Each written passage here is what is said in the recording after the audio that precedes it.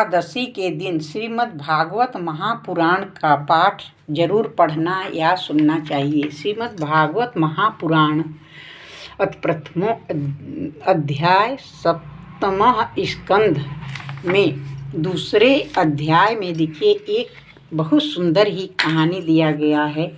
जो किसी जंगल में एक बहेलिया रहता था। वो बहेलिया क्या था, विधाता ने मानो उसे पक्षियों के काल रूप में ही रचा था। जहाँ कहीं भी वह जाल फेंक देता, चिड़िया फंसा लेता। एक दिन उसने कुलिंग पक्षी के एक जोड़े को चारा चुंगते देखा। चारा चुंगते जहाँ कहीं भी वो जाल देखता था, वो चिड़ियों को फंसा लेता था। एक दिन वो कुलिंग पक्षी के एक जोड़े को चारा चुंगते देखा। उनमें से उस बहेलिये ने मादा पक्षी को तो शीघ्र ही फंसा लिया। कालवश वह जाल के फंदों में फंस गई। नर पक्षी को अपनी मादा की विपत्ति को देखकर बड़ा दुख हुआ। वो बेचारा उसे छुड़ा तो सकता न था। स्नेह से बेचारी के लिए विलाप करने लगा। उसने कहा, यूँ तो विधाता सब कुछ कर सकता है, परंतु है वो बड़ा निर्दयी। यह मेरी सहचरी एक तो स्त्री है, दूसरे मुझ अभागे के लिए शोक करती हुई बड़ी दीनता से छटपटा रही है।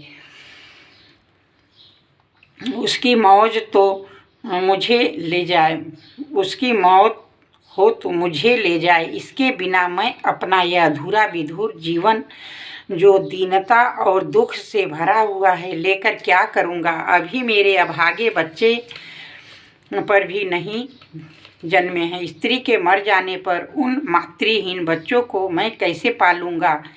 घोंसले में वे अपनी माँ की बाट देख रहे होंगे। इस तरह वह पक्षी बहुत सा विलाप करने लगा।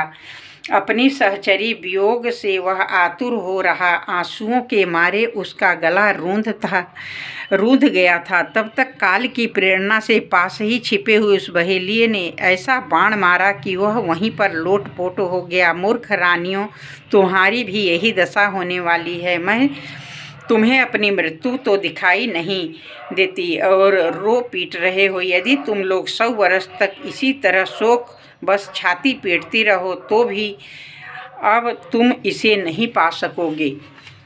हिरण्यकश्यप ने कहा, उस छोटे से बालक की ऐसी ज्ञानपूर्ण बातें सुनकर सबके सब दंग रह गए। उसी नरेश के भाई बंधु स्त्रियों ने यह बात समझ ली। समस्त संसार और इसके सुख दुख अनित्य एवं मिथ्या हैं। यमराज यह उपाख्यान सुनाकर वहीं अंतर्धान हो गए।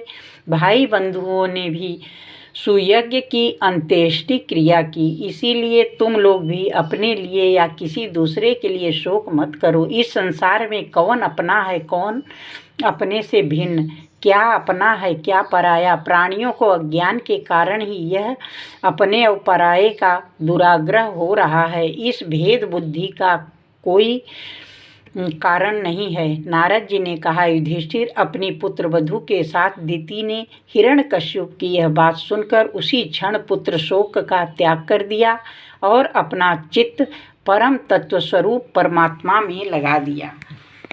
बोलिए श्री कृष्ण कन्हैया लाल की जय। श्री राधे राधे राधे राधे, श्री राधे राधे, श्री राधे जय राधे जय राधे।